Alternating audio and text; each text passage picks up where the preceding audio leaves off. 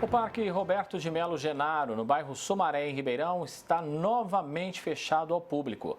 O espaço ainda não completou 16 anos de inauguração, mas já passou 11 deles interditado. De novo, existe risco de deslizamento de pedras, uma situação que preocupa bastante. Novamente, só dá para ver o parque do lado de fora, pelas grades que separam a Avenida Santa Luzia do paredão de pedras que desce até o espaço de lazer.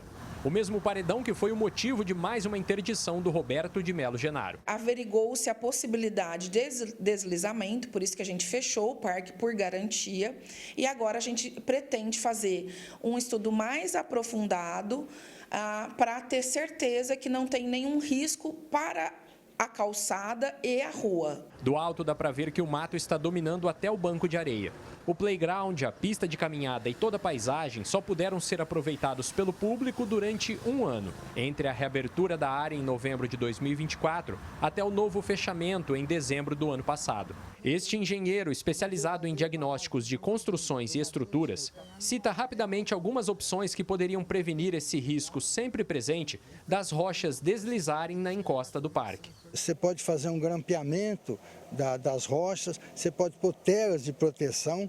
Se você vê na Bandeirantes, tem muitas, na rodovia Bandeirantes, tem alguns lugares que foi feita a abertura da rodovia, onde foi colocado tela de proteção. Você pode fazer um concreto projetado, onde você projeta uma camada de concreto que vai consolidar as rochas. Você pode fazer um atirantamento das rochas, tá? Que aí é um processo um pouco mais oneroso.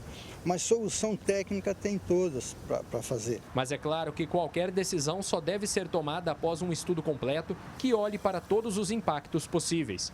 E a área correta para isso é a ciência que estuda a crosta terrestre e tudo o que ela envolve, a geologia. O ideal é ser feito um mapeamento dos perigos, né? O perigo é a condição natural do processo. E quando a gente fala em mapeamento de risco, é as consequências, as possíveis consequências sociais, econômicas e ambientais da ocorrência daquele processo. Então, o ideal nesse caso é fazer uma avaliação do perigo e dos riscos envolvidos. O que chama atenção no caso do Roberto de Melo Genaro é que os cuidados com ele já deveriam ter sido adotados há muito tempo. A antiga pedreira de exploração se transformou em área de lazer em 2010. Logo em 2013, passou pela primeira grande interdição. Algumas obras para evitar o deslocamento de rochas foram feitas, mas o espaço se manteve fechado, sempre por causa do risco de deslizamento.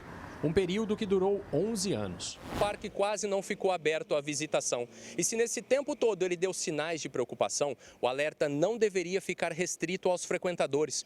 Todo o entorno do Roberto de Melo Genaro é ocupado por prédios residenciais e comerciais, além do tráfego de veículos e pessoas. A possibilidade do deslizamento de terra e de pedras nesta área representaria um prejuízo muito maior do que apenas o lazer da população. A prefeitura garante que o risco não existe. Ele é um pedaço de rocha bastante sólido, então a gente não acredita na possibilidade de nenhum desastre para as casas, para as residências que estão perto. Os profissionais já não têm tanta certeza assim. Porque está todo assentado numa rocha, é uma fundação direta que a gente fala, é apoiada na rocha. Com a impermeabilização, esse material vai carreando, o solo vai carreando e vai solapando a parte inferior. Geralmente, quando o pessoal olha escorregamento, eles olham a parte de baixo, né? Geralmente quem não é técnico, né, se preocupa mais na parte do atingimento do processo. Mas a gente tem que lembrar que a parte superior também pode ser afetada, principalmente se você tiver edificações. Então, nessa situação é necessária a avaliação de risco, né, de perigo de risco por profissional habilitado. E na parte de cima, a causa do problema é uma velha conhecida que impacta toda Ribeirão Preto. A falta de drenagem das águas, que possibilitam processos que danificam o solo, que todos veem, mas também o que está embaixo, onde não se enxerga. Por falta de uma drenagem na crista do talude, ou seja, em cima do talude, essa água vai penetrando e vai aos poucos solapando, vai abrindo mais essa fissura. E com isso, vai caindo as rochas, vai caindo os pedaços de pedra. O que já se pode afirmar é que o parque não será reaberto tão cedo. Porque a gente também vai estudar quais serão as medidas necessárias para a gente conter esse deslizamento que porventura aconteça, né? Realmente, por enquanto, é só um risco de deslizamento e a gente segue observando, avaliando. Toda obra de engenharia ela tem uma vida útil. Se você não faz a manutenção, você degrada mais rapidamente. Então, por exemplo, no caso de manutenção, é remoção de vegetação em locais onde não deve ter vegetação arbórea ou mesmo rasteira. Então, é possível, sim, você fazer a abertura desses locais após as obras, mas tendo a manutenção e o monitoramento. Na engenharia, um meu professor de pós-graduação me disse: Romero, nada cai, tudo avisa. Felipe Urbinati para o Jornal da Clube. E vamos continuar repercutindo esse assunto agora com Rafael dos Anjos, que é especialista em administração pública. Rafael, muito bem-vindo, boa semana para você. A Prefeitura afirma que a estrutura da Avenida Santa Luzia não corre risco. O geólogo, também o engenheiro, já não dão essa certeza. Situação complicada, hein, Rafael? Boa tarde mais uma vez. Boa tarde, André. Boa tarde a todos que nos assistem aqui pelo canal digital da Clube. Sim, André, é uma situação delicada que exige atenção e cuidado. Quando a gente está falando de risco, só a dúvida ela já gera uma incerteza muito grande que precisa ser analisada. A opinião, falar só, todo mundo fala. O que a gente precisa ver é quem que vai laudar isso que está seguro.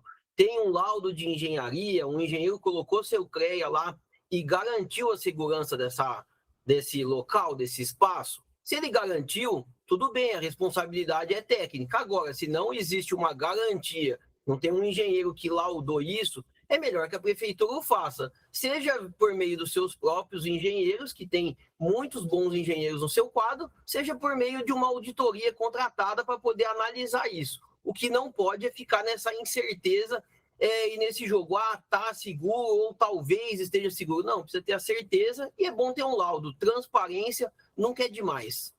Agora, a gente está falando de um parque que tem 16 anos, mas a população só aproveitou 5 desses 16 anos, né? Se o risco existe mesmo e se fosse ali um problema... teria que ser, na verdade, teria que ser uma medida definitiva, né, Rafael? Porque a gente está falando de um parque que reabre, aí fecha e abre de novo. Parece que não é uma solução definitiva para resolver esse problema, né? Com certeza, André, é isso que a população não aguenta mais. A gente não aguenta mais remendos. A gente precisa ter uma opinião técnica e a prefeitura pode, inclusive, contratar mais de uma opinião técnica de engenharia para poder decidir pela melhor opinião e resolver o problema de uma vez. O que não pode é ter um jogo de empurra. Podemos abrir, daqui a pouco acontece algo mais grave. A gente precisa lembrar que esse parque passa avenidas importantes próximo a ele e que pode ter impacto sobre o fluxo de veículos próximo dele. Então, precisa ser resolvida a questão de maneira definitiva. De novo, planejar, licitar um projeto adequado e executar esse projeto. E nos parece que não é um caso sem solução, né? Pelo menos os especialistas mostram até alternativas. Exatamente, André. Como os especialistas que a reportagem ouviu já mostrou algumas alternativas, a prefeitura nada impede dela ter outras alternativas viáveis, mas o que precisa é andar, não pode ficar parado. Precisa que licite esse projeto para poder verificar qual que é a melhor solução técnica para isso e depois faça a licitação da obra. E resolva e que a população possa, enfim, usar esse parque. Como bem retratado aqui, 16 anos, apenas 5 deles que foram utilizados, ou seja, 1/3 da vida do parque foi utilizado, 2/3 ficou sem acesso à população. A gente pode falar de falta de verba ou talvez essa nem seria a questão? Ô André, a gente não, nesse caso nem é a questão, porque se a gente pegar como o Ribeirão fechou as contas o ano passado, a gente tinha uma previsão inicial de 4,3 bilhões de arrecadação, de receita líquida no município. A gente teve uma arrecadação que finalizou em 4,5 bilhões, quase 200 milhões a mais do que o previsto. E se a gente pegar a dotação, a gente tinha dotação para investimento, tinham 504 milhões no orçamento que foram executados 111 milhões. Ou seja, teve autorização legislativa e teve uma arrecadação positiva do esperado. Então, esses recursos existem. A gente precisa ter a prioridade e a execução de uma obra para a população. Especialista em administração pública, Rafael dos Anjos, muitíssimo obrigado pela sua presença aqui. Boa semana e até mais, Rafael. Uma excelente semana, André. Muito obrigado. Até mais.